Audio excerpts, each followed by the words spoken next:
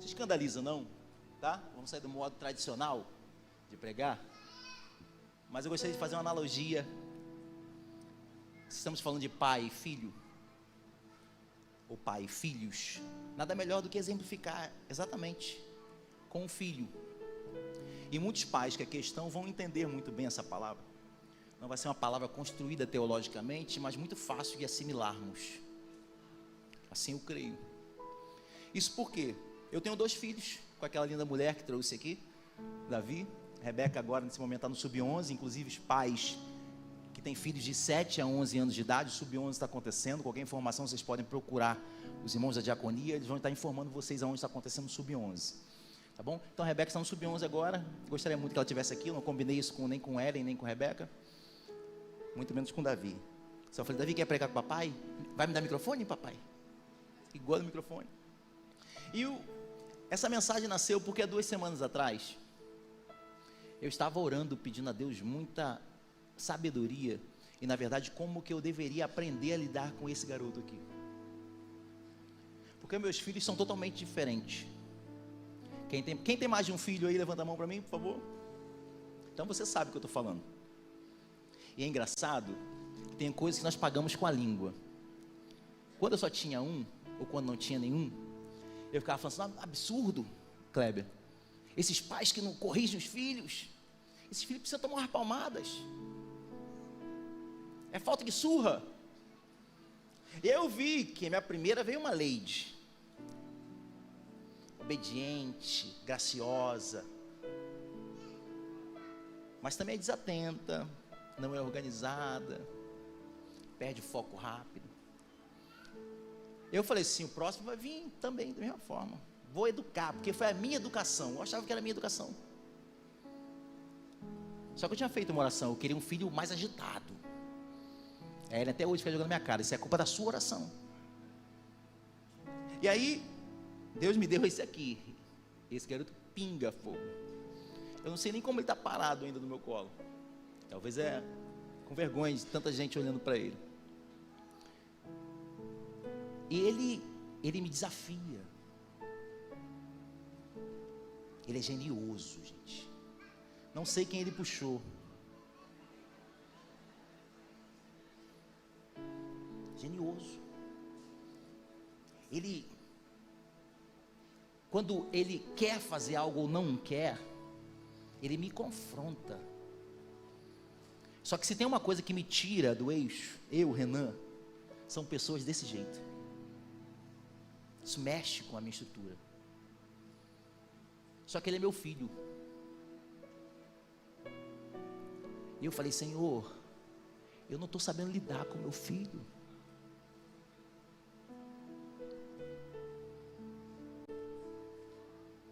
Eu não sei o que fazer com ele. Ele é teimoso, desobediente. O garoto me confronta, Senhor. 2 semanas atrás, eu fazendo essa oração, Deus falou comigo assim: você é igualzinho a ele comigo. Eu tento te ensinar o caminho, Renan, e você tenta fazer da sua forma. Eu falo o que você não deve fazer, e você faz exatamente o contrário. Mas eu estou sempre disponível para te ajudar, para te orientar.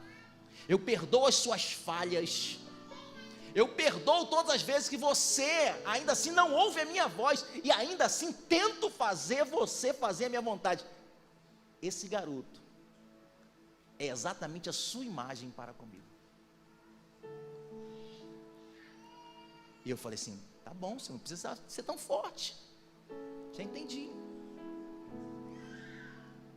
Ele falou assim: você deve tratá-lo da mesma forma que eu te trato. Tenho misericórdia, compaixão e te amo acima de todas as coisas. Eu falei: tá bom, Senhor, entendi.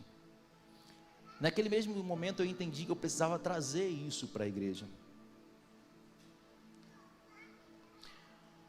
Porque se nós fôssemos utilizar como base Lucas, capítulo número 15, a parábola do filho pródigo, Jesus está ensinando acerca do reino de Deus, e para ensinar sobre o reino de Deus, ele utiliza algumas parábolas, e a última parábola, a terceira parábola, ele utiliza exatamente a parábola dos 2 filhos. Ele começa dizendo, um certo homem tinha 2 filhos. Nós conhecemos a história, é a parábola mais citada da Bíblia, vou falar mais famosa, mas uma das mais citadas. O primeiro, o mais novo, ele pede ao pai parte da herança. Então, a Bíblia começa a dizer que existem 2 filhos, e os 2 filhos são totalmente diferentes.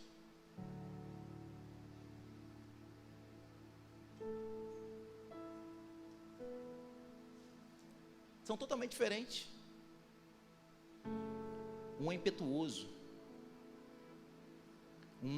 Ele quer viver as coisas, enquanto o outro, não. Ele é caseiro. A princípio, ele é obediente. Isso se aplica exatamente no mundo espiritual com cada um de nós. Sabe por quê? Porque tem filhos se comparando com outros filhos. E aí no final da parábola isso fica muito claro, porque o mais velho vai falar assim, ó: o Senhor nunca me deu um bezerro, nunca me deu um cabrito. O pai, eu nunca te dei porque tudo que eu tenho é seu. Mas por que o pai estava dizendo isso? Porque conforme nós somos diferentes uns dos outros, para cada individualidade, Deus também tem um tratamento diferente para cada um. Se nós somos seres diferentes, por que Deus aplicaria o mesmo método de ensino para todos? Então você consegue entender porque nós não podemos nos comparar e nem ficar perguntando a Deus: por que o Senhor trata fulano assim, Senhor, e eu não? E às vezes é no mesmo erro. Senhor, eu caí nesse erro, presbítero Kleber caiu no mesmo, mas o Senhor tratou o Kleber de outro jeito. Para mim o Senhor me deu castigo. Porque o Kleber tem uma personalidade, você tem outra. Para cada um filho, Deus tem uma fórmula diferente de tratar. Com a Rebeca, quando ela erra, Ellen e eu sentamos para conversar com ela, e só em sentar para conversar, ela já começa a chorar. A Ellen: para de chorar, menino, não fizemos nada com você, só estamos conversando contigo. Já com esse aqui, se você for sentar para conversar, ele: sai, agora. Aí tu tem que fazer um tratamento um pouquinho mais de choque. Mesmos filhos, mesmo pai, mesmo erro, mas tratamentos diferentes. O tratamento diferente por parte do pai é porque o pai ama um mais do que o outro? Não.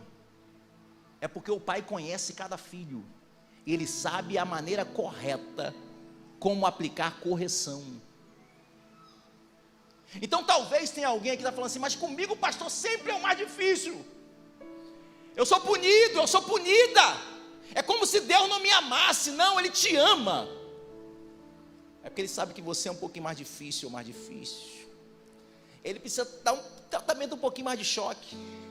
Quando tem outros aqui que ele só usa um profeta, usa só uma voz e já começa a chorar: eu sei que eu errei, Senhor, me perdoa. Mas tem limite para esse amor, pastor? Não, não tem limite não. Porque o Davi, esse aqui, a cada erro ele fala: de culpa. De culpa. Daqui a pouco ele faz a mesma coisa de novo. Davi, eu não conversei com você, ele: de culpa. Ela faz coraçãozinho assim: desculpa. Aí você não aguenta, porque você é pai, você é mãe. Aí você desculpa. Então tem limite de erros? Não, não tem limite de erros. Porque cada um de uma forma diferente. Cada um vai entender essa correção de uma forma diferente. Pega baia. Quer o que, baia? Baia. Levanta com o papai.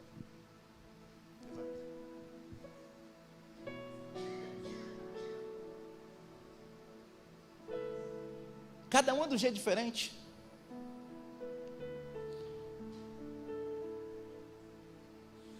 Tá vendo? Rebeca quer ir com a minha mão até lá. Ele já solta a mão. Só que ele não tem entendimento. Porque cada fase da vida vai demandar um cuidado de Deus para contigo. A fase enquanto é bebê é uma fase de total dependência do pai. Não tem noção. Se soltar aqui, de repente ele vai andar direto. Não tem noção. Mas passa-se um tempo, igual Paulo fala, olha, eu já não posso mais dar leitinho materno para alguns, aonde que algumas fases espirituais, que algumas pessoas já não são tão dependentes, estão buscando essa independência, mas que acham que sabe de tudo da vida. Eu estou falando isso porque nós precisamos entender que o Pai, Ele não quer nos controlar. Porque se Deus quisesse controlar cada um de nós, Ele não nos daria o livre-arbítrio. Todos nós seríamos como se fôssemos robôs. Seríamos programados para determinada coisa. Pastor, então por que Deus nos cerca tanto? Depende da fase da vida. Se você ainda é um bebê espiritualmente, você depende totalmente dele. Mas conforme você vai avançando na caminhada, você precisa obedecê-lo.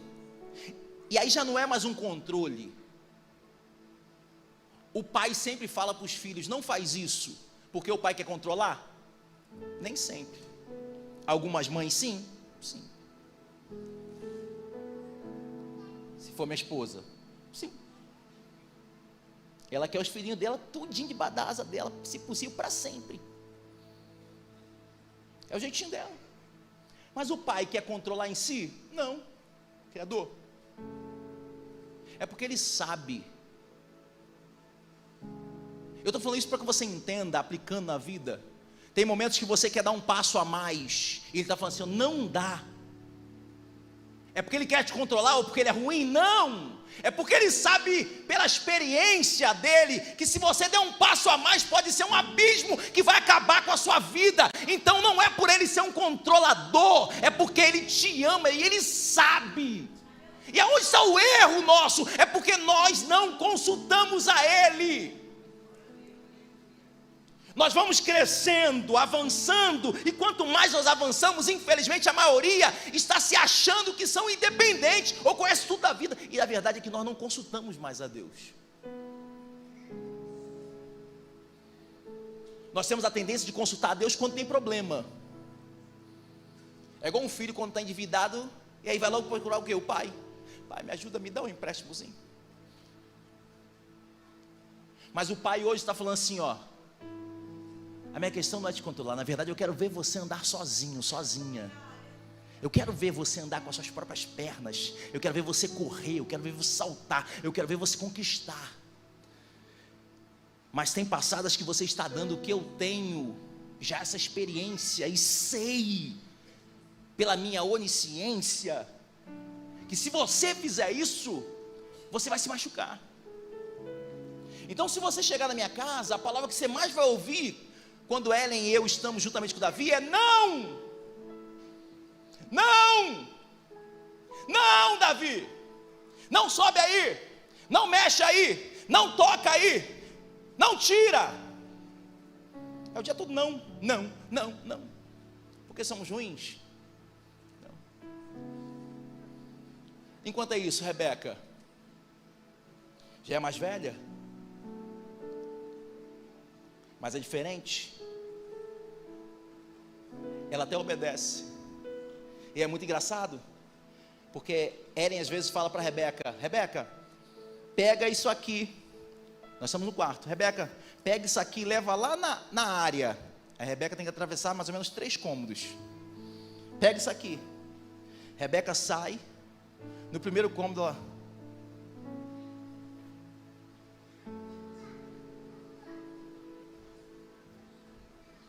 Daqui a pouco você está vendo televisão. Aí a Ellen, Rebeca, o que eu te pedi? Volta ela, o que, mãe? O que eu te pedi? Não sei.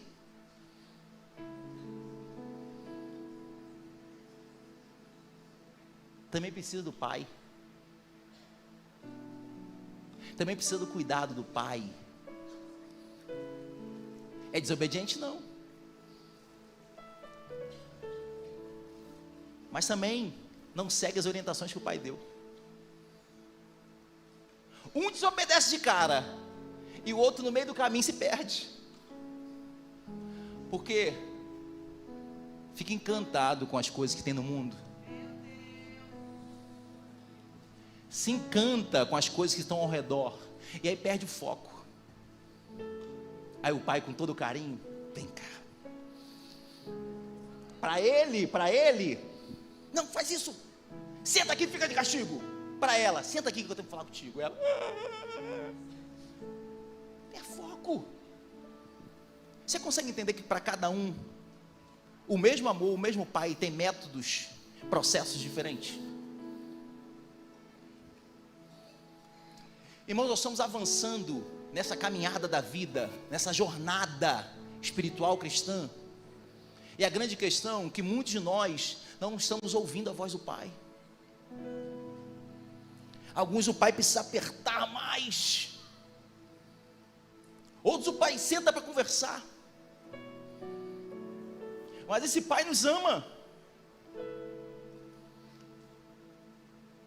Eu estou falando isso e talvez alguns não conseguem entender isso porque tiveram problema de paternidade.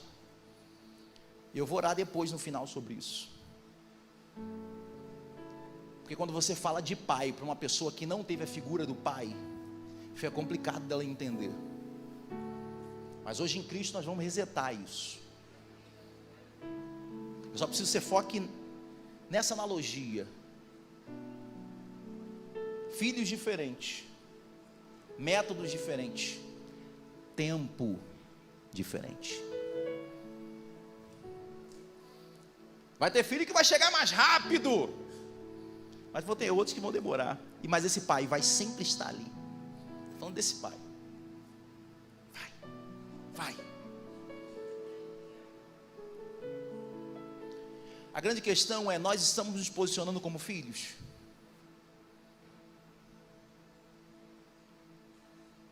Porque ainda que você tome o exemplo daquele filho mais novo, que é chamado de pródigo, e tenha abandonado a casa do pai, o texto vai dizer que esse pai está todo momento na varanda, assim, olhando na sacada, porque em todo o tempo o pai espera a volta do filho. Por mais rebelde, por mais desobediente, por mais complicado, por mais genioso que for, esse pai sempre está esperando de volta. E olha que lindo, porque o filho foi embora, mas o pai deixou reservado o anel, a capa e a sandália. E por que o pai deixou reservado? Porque o pai conhecia. É genioso, é geniosa, é difícil, é desobediente, é rebelde, mas eu sei que quando cai em si vai voltar de novo para os meus braços. Então eu vou deixar reservado, porque eu conheço o meu filho, eu conheço a minha filha, vai voltar. Ele poderia simplesmente queimar tudo, eu não quero mais. Não, eu sei que vai voltar, eu conheço. Estou falando isso porque tem pessoas aqui que fizeram isso, um dia saíram, mas se não caíram, hoje vão cair em si. Que não existe lugar melhor do que a casa do pai. Ele estava lá cuidando de porcos e falou assim: na casa do meu pai, até os jornaleiros, até quem trabalha, tem pão na mesa para comer. Ele vem pensando, voltando assim, ó, eu vou falar com meu pai para que ele me faça um dos jornaleiros.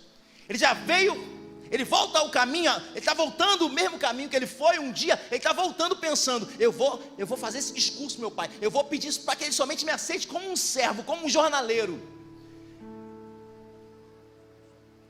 Mas no fundo, o filho não conhecia o pai. E é essa que é a grande questão. O pai conhece o filho, mas os filhos não conhecem quem é o pai. Jesus fala muito bem isso, constantemente Jesus fala isso: vocês não conhecem o pai. Quer conhecer o pai? Olha para mim, Jesus falando. A grande verdade é que nós não conhecemos o pai. Tomamos algumas decisões decisões na vida por não conhecê-lo. Não vou falar em teoria da prosperidade, mas tomamos algumas decisões financeiras porque nós não conhecemos quem Ele é. Tomamos decisões medíocres, pequenas, por não acreditar quem Ele é. Tem alguns hoje homens, mas que um tempo atrás aqui jovens, quando pensavam em casar, eu falei assim: ei, pode, marca. Mas Renan, eu não tenho nada. Ei, você não conhece quem é seu pai? Marca o casamento, ele vai prover. O pai do noivo vai prover, conheça o teu pai. Mas pastor, mas como que vai ser isso? Comigo foi assim, meu irmão. Marca a data do casamento, mostra para o pai que você tem responsabilidade. Marca a data do casamento que você vai ver ele prover tudo. Se eu desse a oportunidade para alguns deles aqui falar, todos vão falar assim: Renan, por que eu não marquei antes? Mas qual foi o grande problema? Porque às vezes nós não marcamos nós não tomamos algumas decisões de fé na vida, porque no fundo nós não conhecemos o pai. Porque se você conhecesse o seu pai, você saberia que essa enfermidade para ele não é nada, que essa porta fechada para ele não é nada, que esse problema no casamento para ele não é nada, que esse problema na criação dos seus filhos não são nada, que esse problema de inimizade, de fofoca, de mentira, de perseguição, de pessoas que não te reconhecem, para o teu pai não é nada. Só precisamos conhecê-lo.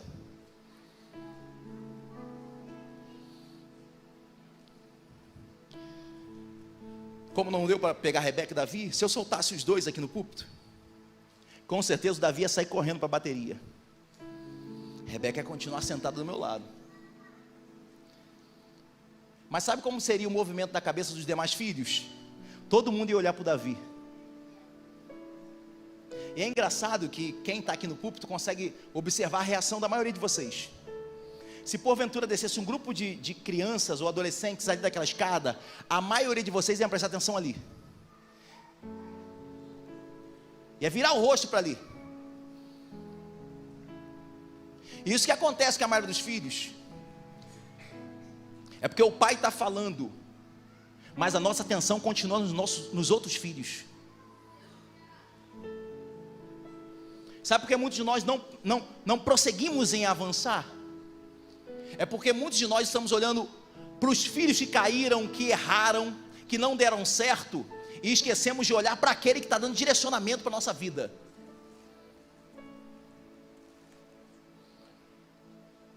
Entenda que pessoas erram,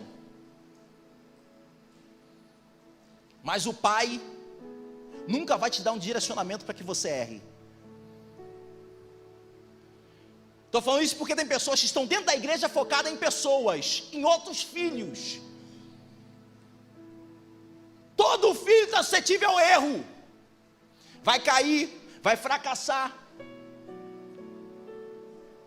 Mas se você olhar para o pai, nada vai te parar. Você perguntou a Deus que se você deveria aceitar esse trabalho?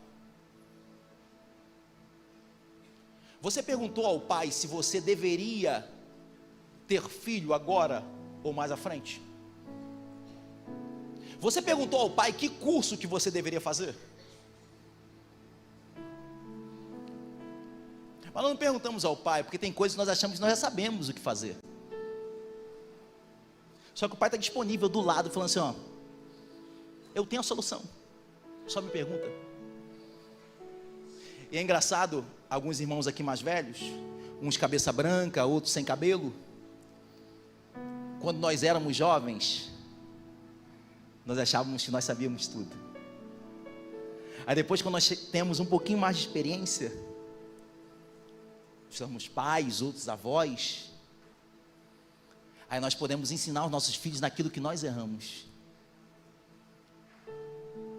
Isso se chama experiência. Quando um pai fala para você, menina, não namora com ele, não é porque ele não quer que você nunca se relacione com ninguém, é porque um dia ele teve experiência, e a experiência da vida lhe dá condições de te sugerir algo.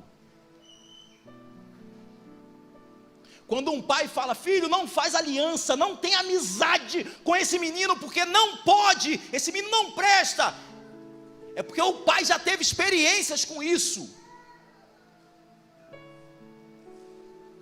A minha palavra hoje é: ouça o teu pai. Que pai? Eu estou falando daquele lá de cima. Fale mais com ele. Ouça o direcionamento dele para você.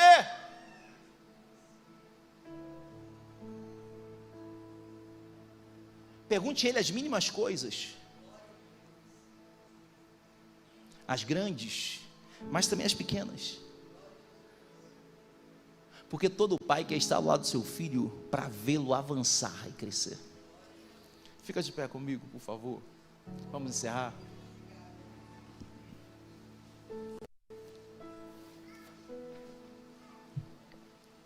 Ministério de adoração pode subir.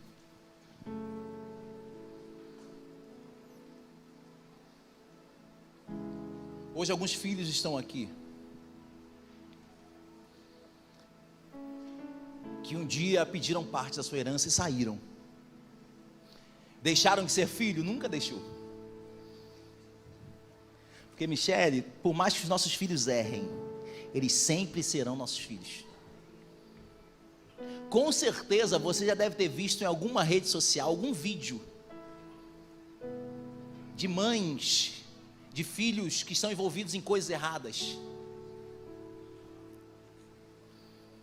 E eu já vi vídeo de mães vendo o corpo do filho no chão morto, e outros vídeos de mães vendo filhos algemados. Essas mães chegam para os filhos e: por que você fez isso? Por que você... Mas elas em nenhum momento deixam de amar e de falar que deixou de ser filho. Eu estou falando isso porque tem pessoas que erraram e acharam que perderam a condição de filho. Continua sendo filho, continua sendo amado, só que ele não passa a mão no seu erro, ele te confronta, mas continua sendo filho. A grande questão é que nós que não tomamos a posição de filhos. Lembra da parábola do filho pródigo? Foi o filho que saiu, e quando voltou com a mentalidade de ser servo. Mas o pai continuou com tudo dele de filho guardado, falando assim: ó, quando você retornar, a condição de filho sempre será sua, porque eu te amo. A palavra para você hoje é: ei, o pai te ama.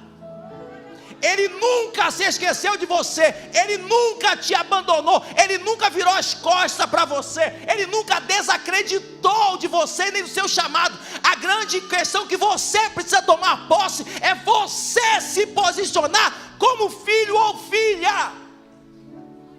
Então feche seus olhos em nome de Jesus. Peça perdão a Deus agora. Fala: pai, me perdoa. Perdoa os meus erros, perdoa a minha falta de humildade, perdoa as cabeçadas que eu dei na vida, perdoa porque eu tenho falhado para contigo, eu tenho sido desobediente, eu tenho sido uma pessoa difícil, eu tenho sido uma pessoa, um filho que não te ouve, mas hoje eu quero mudar. Me aceita de volta, pai. Ora ao Senhor.